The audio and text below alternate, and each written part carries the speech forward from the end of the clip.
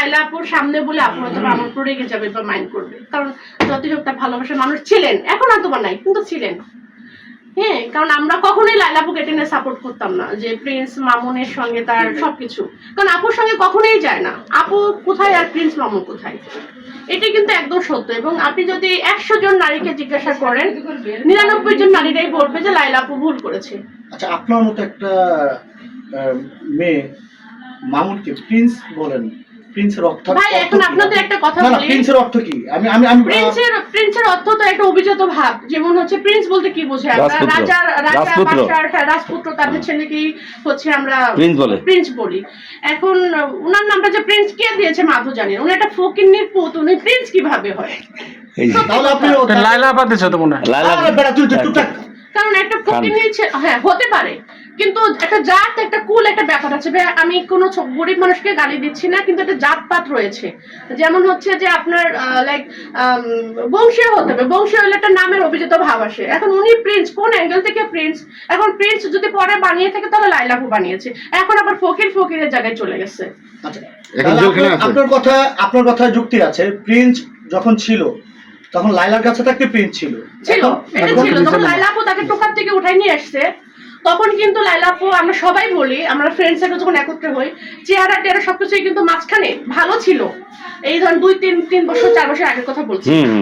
এখন দেখেন সে আবার আগের জায়গায় চলে গেছে।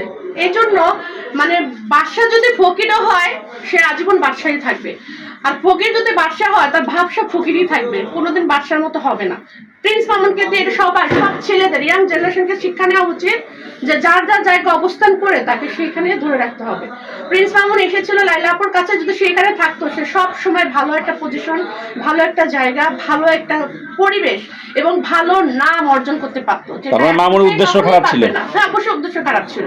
সে বলে আমি বুঝি না না বুঝলে তুমি কিভাবে আসছো একটা মহিলার কাছে, তাই না? উনি কেন আসছে? উনি লাইলার মতো যে এখন বলে লাইলা বুড়ি, তাহলে বুড়ির কাছে উনি কিভাবে ছিল এতদিন? তাহলে আমার কথা, আপনি যে নেগেটিভ নেবেন না পজিটিভ নেবেন আমি জানি না। লাইলা যদি বুড়ি হয় তা লাইলার মধু খেয়ে কেন এখন উড়াল দিল? মধু খেলো কেন? ভাই এটাই তো আমাদের কথা।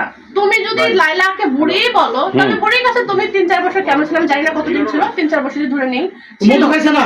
অবশ্যই মধু খাইছে। মধু খাই আবার বুড়ি বলে কেমনে বলুন তো? এইটা এখন ওকে যদি আমি সামনে পাইতাম অক্ষণ, ওকে আমি জিজ্ঞেস করতাম। আর অক্ষণ যেটা ধরছে, এই যে আপনি কি যেন বলে মোহনা, এটা কিটা? এটা তো দেখতে মানে এইখানে একটু কালো দাগ, এখানে একটু মাঝখানে, মানে আমাদের, আমি অনেস্টলি বলতেছি ক্যামেরার সামনে না, আমি সবসময় বলি যে এরকম লাইলাকে দেখাবে বলতেছে সে যে মাশাআল্লাহ কি খাইছে নিজেও বুঝবে না, মানে প্রিন্স মামুন বুঝবে না যে লাইলার মতো। আবার প্রিন্স বলতেছেন কেন? আচ্ছা এখন কি লাইলার কাছে আছে? না, নাই।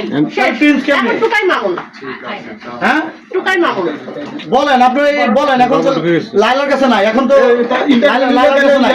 ওইখানে আর বলেন তো এখন কি মামুন? এখানে ইন্টারভিউ শেষ করে দিলেন এক কথায় টুকাই মা এগুলো কি বলে, তাই লাইভে এসে বলছে যে হ্যাঁ আমি, দেখেন আমাদের সমাজটা কোথায় চলে গেছে।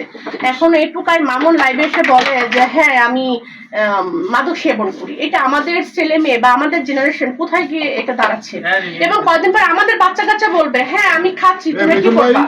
এটা বন্ধ করা উচিত, আমার মনে হয় এখনই বন্ধ করা উচিত এগুলো। ঠিক আছে, এগুলো আসলে মানে আপনার আরে এটা ইন্টারভিউ না তো,